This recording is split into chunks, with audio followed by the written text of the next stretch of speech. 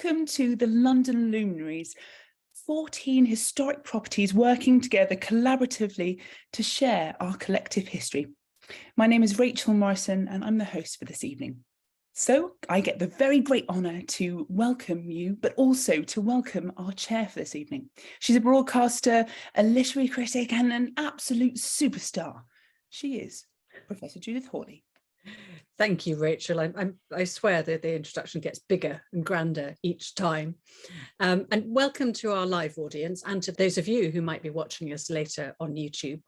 We're coming towards the end of our magnificent banquet of talks on the theme of food and drink. We still have a couple of tasty dishes left for you. Tonight's tasty dish is Chiswick House will be our theme for tonight. So we're going to be looking at Chiswick House and Garden, which is one of our 14 historic properties which are located in the west of London, which is a very rich and multi-layered, sort of mulched and composted area of London with a continuous history of occupation and development. And I think nothing shows the complexity of life in London as much as a garden. You know, it demonstrates change through time. It demonstrates revivification, a kind of organic growth. And Rosie is going to talk to us tonight about the history of and developments in Chiswick House and Gardens. So our speaker, Rosie Fyles, is Head of Gardens at Chiswick House and Gardens. Having had a career working in corporate organisations and their branding and communication, Rosie changed career 13 years ago and became a gardener. Vowing she would never manage a large team project again, Rosie now looks after the Grade 1 listed 65 acres of Chiswick House, one of the most important gardens in the UK, the birthplace of the English landscape movement. She helped develop the 17th century kitchen garden at Ham House, and now she's developing the kitchen garden at Chiswick House. Thank you for inviting me to talk again. I'm really happy to be here. I represent a number of people who have worked in the kitchen garden and work in it today. And you'll see Stephen and Lauren here, the current kitchen gardeners. And I want to thank them and our big group of kitchen garden volunteers who work with us Tuesday to Thursday and on Saturdays to make the kitchen garden a beautiful place to be and to work. The whole gardens at Chiswick House and Gardens draw on ancient Roman styles. There are walkways lined with sculptures, vistas created containing temples, water, trees. Serpentine rivers were introduced. It's a naturalized landscape, and it's considered, as Judith just said, the birthplace of the English landscape movement, Lord Burlington working with William Kent on their London masterpiece. When Lord and Lady Burlington's surviving daughter Charlotte married the 4th Duke of Devonshire, Chiswick House and Gardens passed to the Devonshire family. And just here, you'll see the kitchen garden to the right of what is really the landscape garden over to this side. The kitchen garden is in a tangle of transport routes in Chiswick in the London borough of Hounslow. This image is taken from a flight into Heathrow about 6 years ago, just a random flight.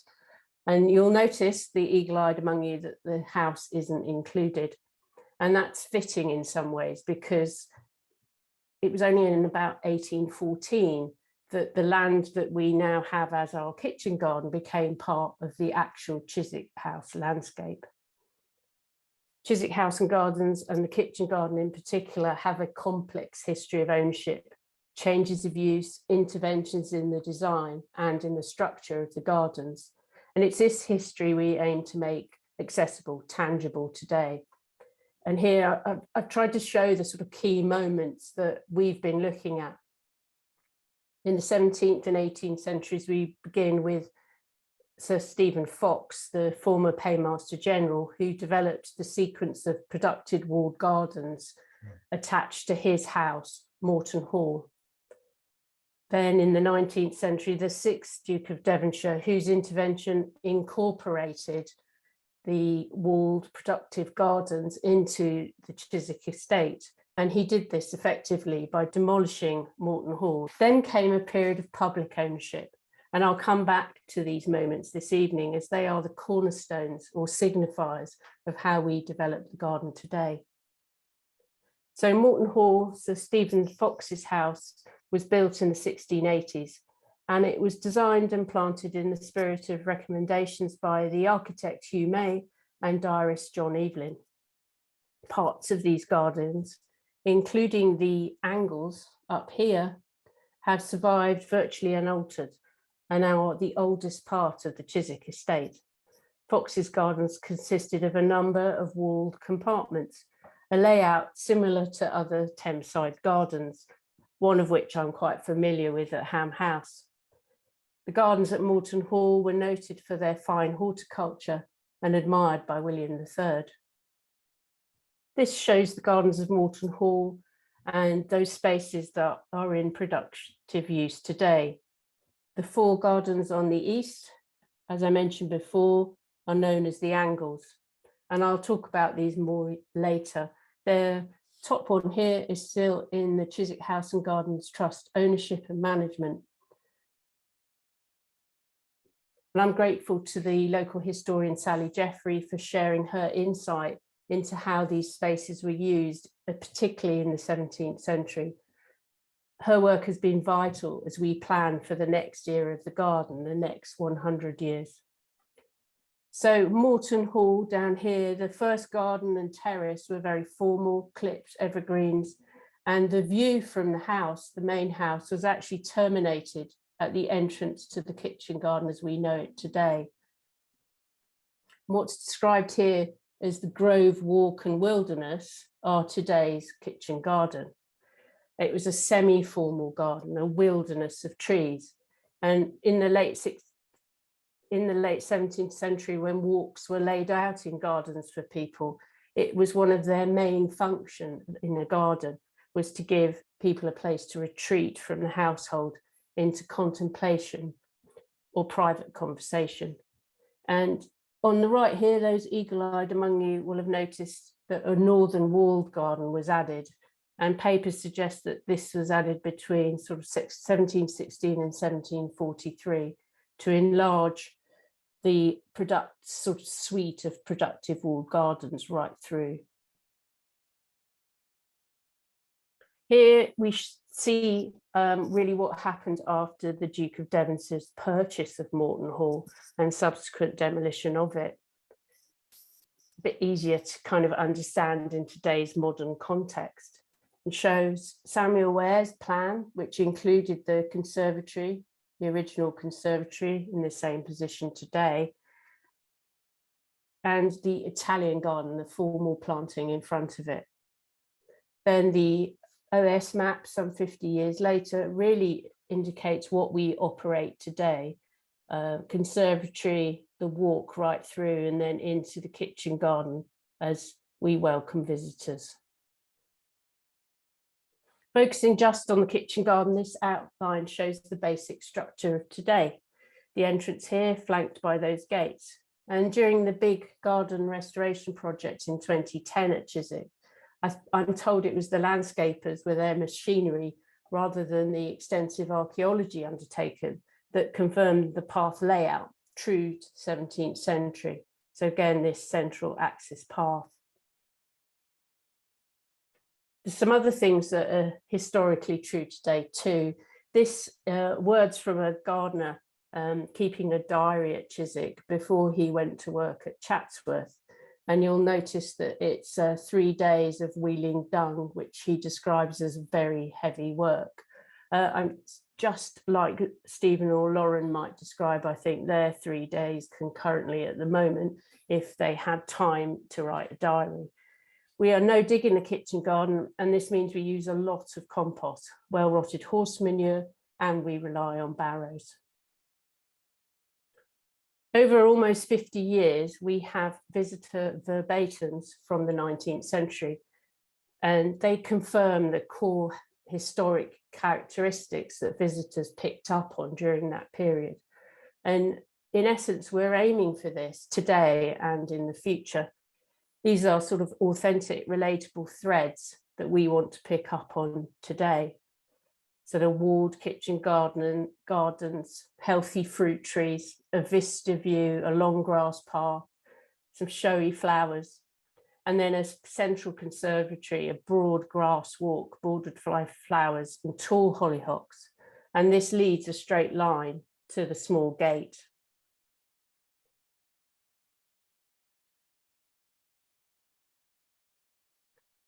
So the view here, taken in the heat of the summer, is right down to the garden and then beyond, and you can just see the gate over the elbow, over the shoulder here. Through that gate is another productive walled garden, currently planted as a cherry orchard with reinforced parking areas. And I understand that idea was inspired by a visit to Giverny. This walled garden provided a continuous walk when visiting the estate and linked to the Royal Horticultural Society's garden. It was here from 1823 until its move to Wisley in 1903. Just last week, we planted 15,000 successional flowering narcissus in this central border, and we have an army of hollyhocks getting ready in the glass house to come out. And we're looking at the trees on the walls and beginning to restore them and see where we need replacements. This image shows the view at the other side over the conservatory, and you can see that this central axis path cuts right through the conservatory rotunda from the Italian garden. Looking the other way towards the Thames path, which actually represented the end of the path in the 17th century, it travels through our shrubbery towards the outer paths of the current gardens and is one link to the famous landscape gardens of Burlington and Kent. So going back to these historic milestones are vital as we plan for the future. We've looked at the origin of the kitchen garden, Sir Stephen Fox and Moreton Hall, and we've referred to the 6th Duke of Devonshire and how he redeveloped the gardens in the context of Chiswick House's lands and introduced that large conservatory. And then moved to 2003 and 5, and the most significant moment since the mid-19th century for the kitchen garden. The sort of 6, 7, 8 years when the local community rescued the space, retold its history and made it come alive again. Before then, 2 small recorded historic moments I'd like to share with you. 1900 country life, an image through the gates. And this really illustrates that quote about the fruit trees from the 1850s and shows an integrity still of that planting. Then the Beatles, I believe they're resting between takes when they filmed the video to accompany Paperback Writer. And here you can begin to see some sort of deterioration in the planting in the garden and some evidence of it being used as a storage space. I have to just say here that they would not be allowed to smoke in the garden today. This image is from 2003, and it shows Dr. Karen Liebrich's children entering the kitchen garden as she found it when they leapt over the wall in 2003. The garden Karen and her children Sam and Hannah found was totally overgrown, full of bramble and nettles. There are self-sown and discarded trees.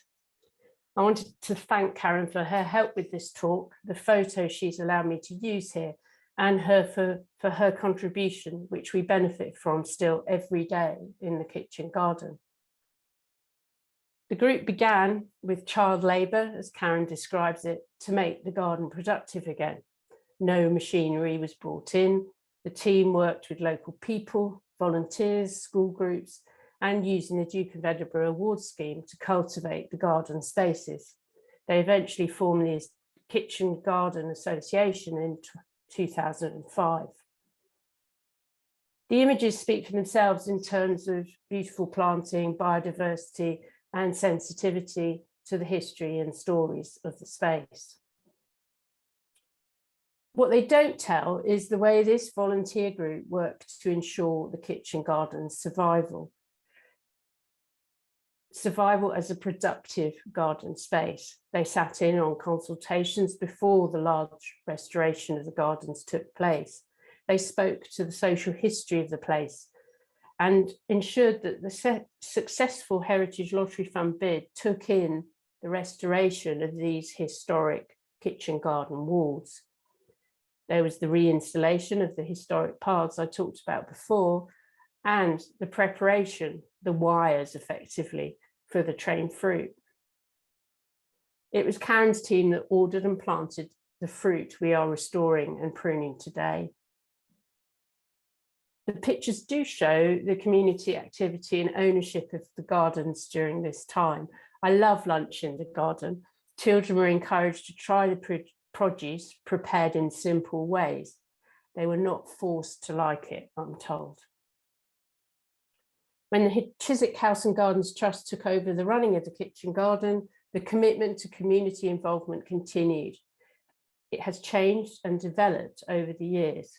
This is a self-led yoga session in July 2022.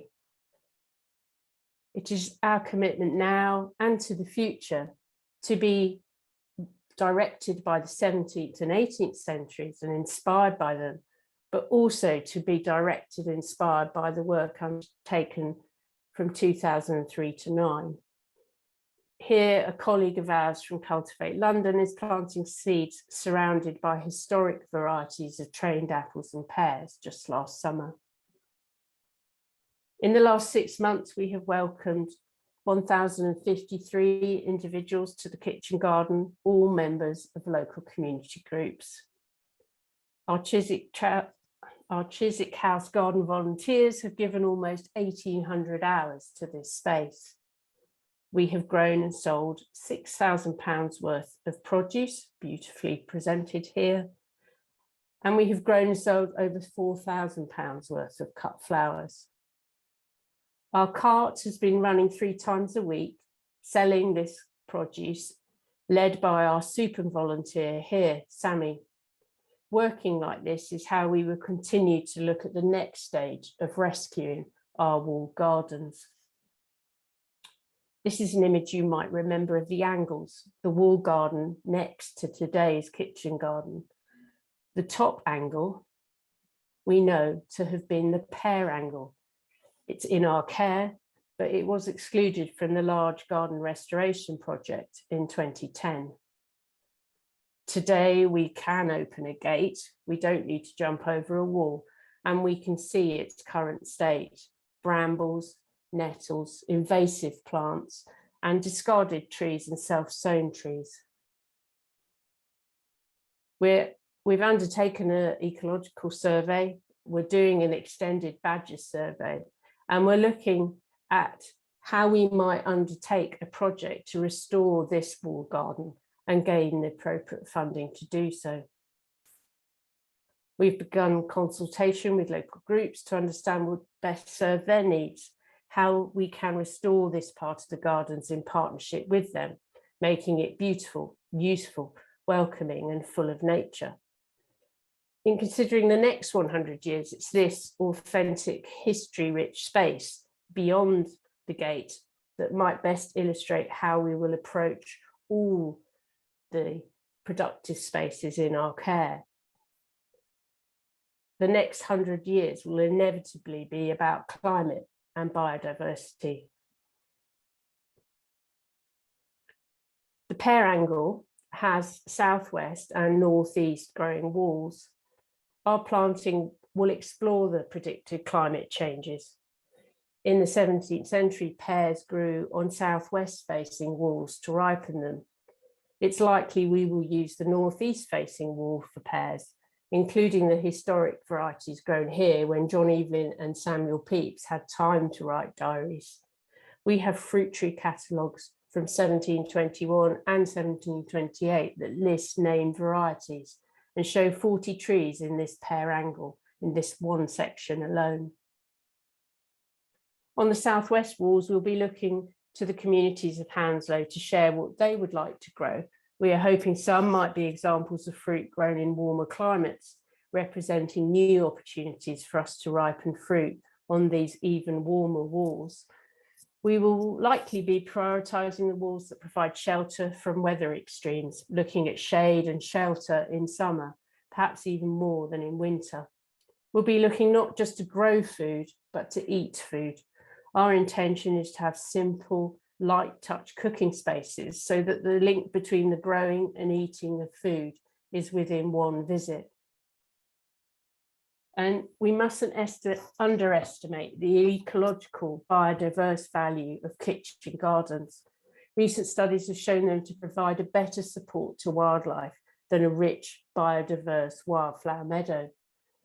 The reason, in simple terms, food all year round for humans provides food all year round for wildlife. While in other areas of the gardens, we'll be looking to draw on the lessons from rewilding. In our productive gardens, we will remain resolutely and inclusively productive. Our planting decisions have wildlife and our on-site beehives in mind.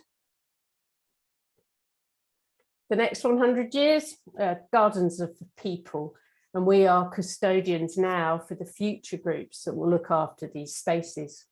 These are just some of the faces you will encounter in the gardens today, tending to them day and night, weekdays and weekends, safeguarding them for future generations. The next 100 years will evoke history and be inspired by it. Spaces designed for productivity and for people to spend time in remain fit for their original purpose. We must also create new memories and new traditions, just as Karen and the team began to in 2003. In Chiswick Gardens and Kitchen Gardens, we are standing on many shoulders over almost 350 years. The next 100 years will be about ensuring the future of these gardens by their usefulness, welcome, sustainability, and beauty. Rosie, thank you so much for that really eloquent insight into the way in which gardens create different kinds of environments for people and also for the plants themselves.